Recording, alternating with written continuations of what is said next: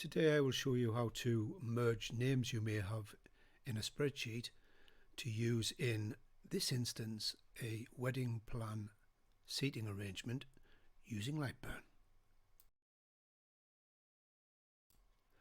Please like and subscribe if you are enjoying these videos. It will encourage me to make more for you. Right, first of all we shall jump over to a spreadsheet and I will show you how to quickly make a simple list of names. You can use any spreadsheet program for this. This time I will use the free program Neat Office. We will be using column A and column B, which will be the first and last names for this project. Later, when we use this file in Lightburn, the A column will be the %0 and the B column will be %1. You'll see what I mean when we open up Lightburn and I'll show you what we're going to do.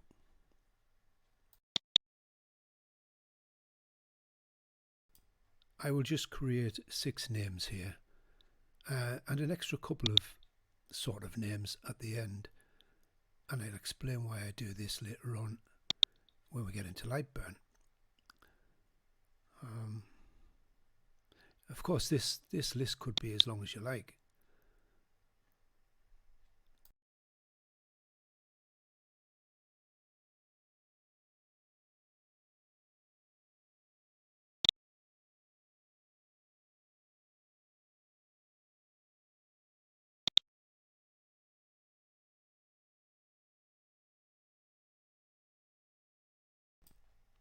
No, I won't go too far. I'll just use 2 names, and I think that'll serve the purpose for the demonstration later. I'll just put in some last names here, which is my last name, apart from one entry there, I think. This list could be hundreds of entries long. You'll see the power of using this in Lightburn later. We will also only be using column A and column B here, but all of the columns are available, and the %0, %1 represent A and B, but you could have %3, %4, etc., etc. for however long your however many columns your project needs.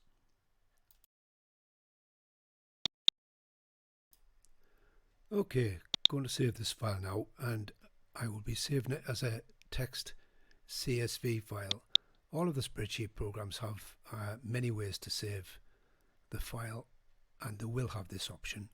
So just look down the list and you will see the option for CSV.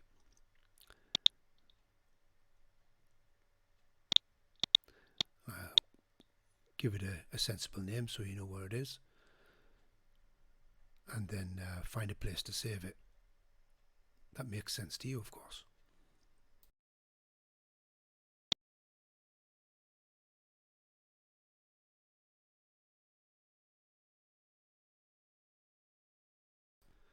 This is me having a senior moment, trying to find the folder I created to put this file into, and it's there right in front of my face. I just can't find it at the moment.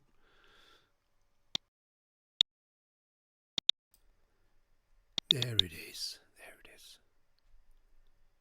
Okay, so make sure you keep all the settings the same as they're presented to you, and just the same on this screen here, and then just save the file into your chosen place.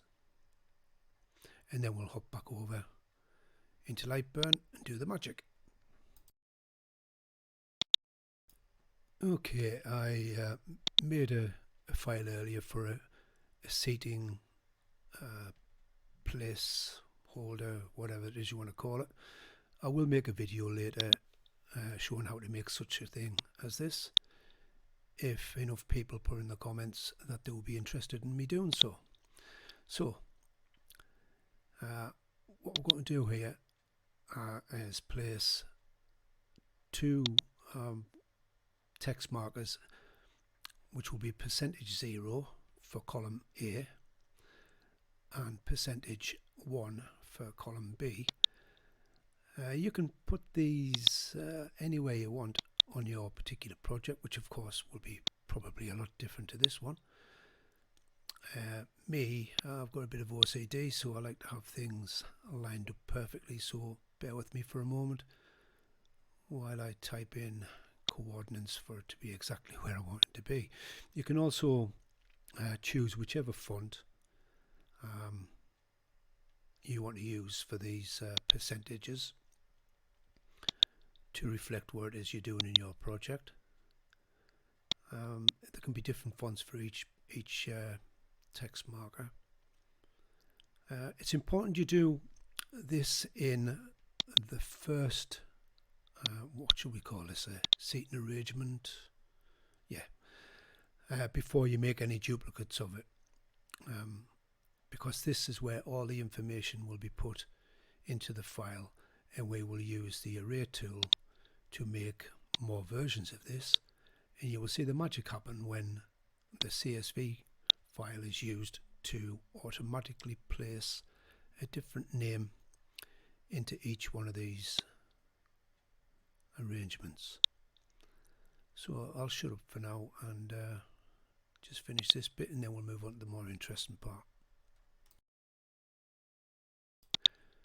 Okay, we'll highlight the first text marker and use the text options to change to CSV merge.